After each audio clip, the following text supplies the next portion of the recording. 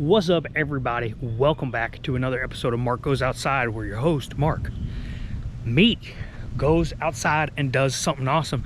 And today we are in my front yard and we're gonna do something that I've been wanting to do for the longest time.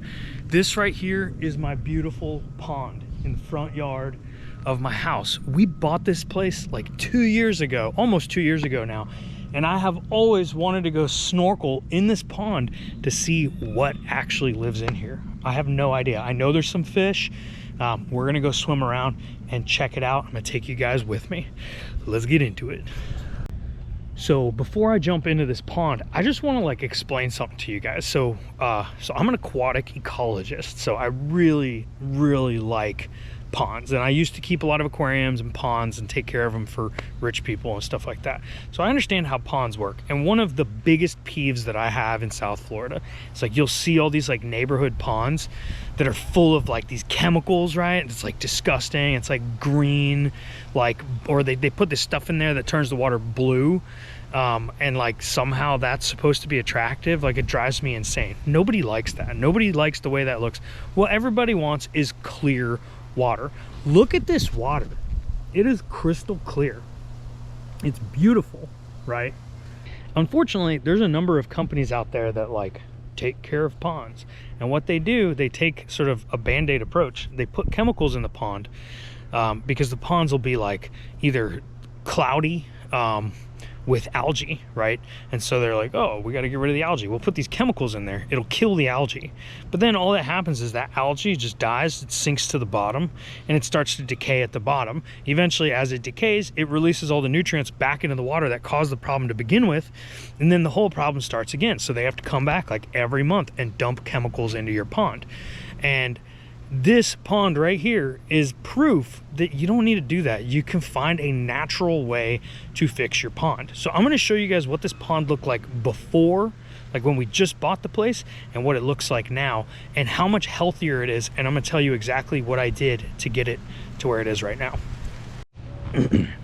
So when I first moved in, this whole pond from I'm just going to show you guys from the whole thing, the entire thing was covered in lily pads. They had taken over completely. There was no open water left at all. So I had to go in and I started pulling out lily pads, just pulling chunks out, roots, ripping them off the bottom. But what I found was pretty quickly they would grow back. So I had to keep doing that. It was kind of a pain in the ass. But aside from that, aside from the lily pads taking over the whole area, and really the reason I wanted to create some open water is because I wanted to actually be able to go swimming in this pond, and we do. We swim in it quite a bit. We don't have a pool. This is basically our pool. So I wanted there to be some open water. It wasn't until I had ripped out a bunch of those lily pads. Now suddenly, when the water got really hot, we started getting algae blooms, of blue-green algae, super bright green algae. I'm gonna show you pictures of what that looked like. And so that was a problem because that meant we weren't gonna go swimming, because sometimes algae can create toxins and we don't want to be swimming around in that stuff. And I think the reason that started happening is because we took out the vegetation, which then allowed the sun to penetrate into the water. And as that sun penetrates, you get this process called stratification. So it'll start heating up the water at the surface more, which benefits the algae. The algae starts to bloom. As that algae blooms, that algae absorbs a lot of that heat, which keeps that heat in the surface of the water, and the process continues. What ends up happening is that warmer water that's at the surface is lighter. It's not as dense as the water that's down at the bottom that's colder, because heat makes things expand. And so you get this separation of the water column, and you'll notice this if you go swimming in water where at the surface it's really warm, and then down by your toes it's really cold. So that was happening in this pond a lot. And so the problem is all the algae stays at the surface where it gets lots of sunlight and it can just bloom like crazy. So I wanted to break up the stratification, and an easy way to do that is by aeration. So I bought this aerator system, and it's just, I honestly forget the details of it. I'll find out and I'll put them in the description. but I've got this aerator sitting right there. I should probably get a better cover for it, but we started running this aerator through it right in the middle, and as you can see, it creates flow. The water goes from the bottom of the pond, it comes up to the surface, and then it spreads out, and so it creates what we call convection, and it breaks up that stratification. All I was trying to do by putting in the aerator was prevent algae blooms. What ended up happening, I guess I could have expected it. I just didn't expect that the effect that this aeration was going to have on the pond would be so intense. This is all that we did is put the aerators in, and it completely fixed this pond, and I'm going to show you why. So first of all, because of the aeration, we broke up the pycnocline, which then created that circulation, which makes those algae cells go to the deeper parts of the pond where it gets less light, and so the bloom is disrupted.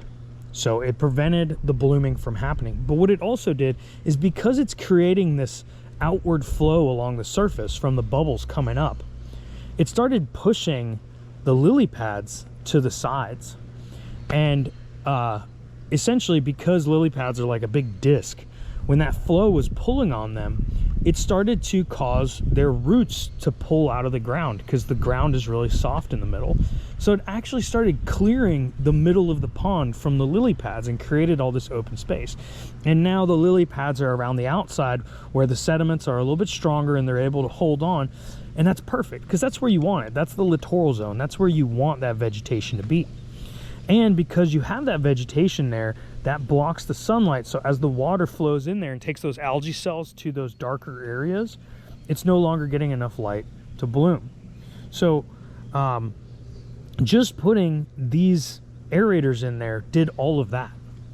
And then finally, because the aerator is putting so much more oxygen into the water, the microbial breakdown in the sediments, like the bacteria, the good bacteria that are in the sediments, was going so much faster. And so a lot of the muck that's on the bottom started breaking down.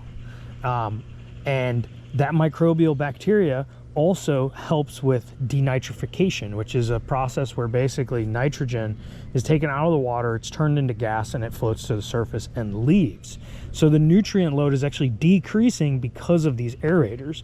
And because of that, our water became crystal clear. I mean, I can see the bottom in the middle, and it's like 4 or 5 feet deep over there. Now, granted, the pond is super low right now. Like normally it comes up like another 4 or 5 feet when it's wet season. And it'll end up being like 10 or 15 feet in the middle. But just the way that this has transformed is absolutely incredible. And since that happened, since the water became super clear, I've been wanting to get in there and just see what's living down there. I know there's turtles in there. We see them all the time. There's some fish in there. I think there's a couple bass. Like I caught a sunfish in here one time. So we're gonna go get in there and we're gonna see what is swimming around in this pond. And I'm super excited to do it because one, I'm a fish nerd, and two, like this is in my yard. Like I can't believe I own this. So I'm just super excited to go check it out. So I'm gonna put on my snorkeling gear. We're gonna jump in. All right, guys, we are ready. The hardest part, I just wanna make sure I don't stir everything up. This is gonna be the hardest part, is getting in without stirring everything up. So I'm gonna try to just kind of slide in like a lizard. And this might not go very well. It's probably gonna be cold too.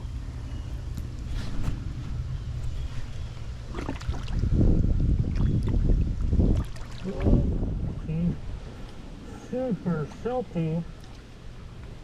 Oh yeah, it's cold. It's very cold. Trying to go slow. Ooh. Oh god, it's cold.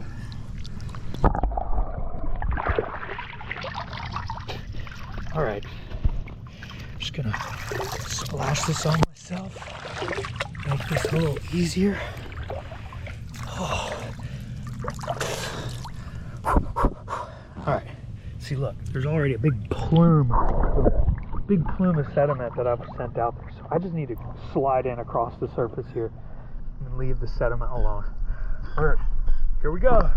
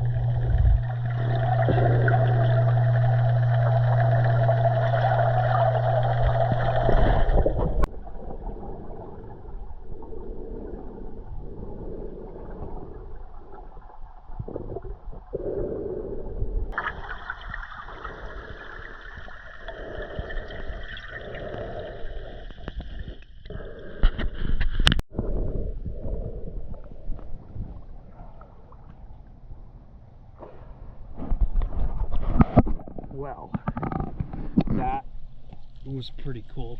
I've been wanting to do that for such a long time, guys. As you can tell, like the mucky stuff on the bottom, it's mucky. It's very soft, so it didn't take long for me to stir it up. I made one lap around this thing, and by my second lap it was already starting to get pretty murky. But how cool was that? Okay, so I know there's at least 2 bass in there, and they're decent size. They're probably like 1.5 pound bass. And then I saw at least 2 bluegills and like a couple nice sets of black acaras. Those are cichlids. Cichlids are typically like really aggressive, but black acaras are not very aggressive. They're like pretty chill. So I don't really mind them. They're pretty cute. But I will say I should probably get rid of one of those bass. They looked really healthy, like they were chunky. But that's really interesting. I didn't see a couple of fish that I was expecting to see. I have thrown some fish in here, but you know, it's entirely possible they've been eaten by birds or whatever. But at some point in time, we put a big old brown bullhead in here, and I didn't see him. I mean, he's huge. He's like really big. It's entirely possible that he's hanging out in the plants on the edge. I couldn't really get far into there. But you know, there's also turtles in here, and we didn't see any turtles down there. I know that there's at least one big old soft shell turtle, like, and then a couple of either like Florida cooters or yellow ear sliders. I don't know. I don't really know what species they are actually. So there's definitely places to hide. So we might not have seen all the fish, but there's definitely 2 bluegills, 2 bass, and like 4 black acaras. I did throw a really big red ear slider in here at some point. Didn't see that fish. Or sorry, red ear slider, red ear sunfish. Big one, really big one, shell cracker. And also, I had thrown some gizzard shads in here, like little ones. So there may still be more fish in there. Maybe I should go snorkel another time. But like you saw, I only get to make like 1 lap before it gets really murky. But man, that was so cool. You know what I think I might do, like just so I could see the fish a little bit better? I might install like a nighttime, like a light or something, so I can see them swimming around. That would be pretty cool. But I might also just like throw a camera in the water and put some food in there and see what comes out. Yeah, actually, that's a great idea. I'm gonna do that. I'm gonna do it right now. Well, maybe not right now, but in a couple hours. I'm gonna throw some food in there with this GoPro, and we'll see if anything else comes out that we didn't see when we swam through. Let's find out. All right, I've been thinking about it. Maybe putting the bait video camera situation out there is a little more involved. It's a cool idea, but I might do that in another video. So make sure you're subscribed. If you thought this was cool, we're gonna do some more of this. And I might introduce some other cool fish in here. All right, guys, I hope you guys thought that was as cool as I thought it was. If you guys have ponds like this, I want to know, what do you guys have swimming around in your ponds? You know, I've like always dreamt of having a pond like this on my property. Now that I finally have one, like, it's just so exciting to see that, you know, I'm maintaining like this natural ecosystem here. I should probably remove those invasive fish, but I don't know, I kind of like them. They're the only invasives that are in there. So I might take them out and put some other natives in there. It'd be cool if we had some more sunfish in there. So anyway, hope you guys enjoyed it. Make sure you're subscribed, and I'll catch you guys in the next episode.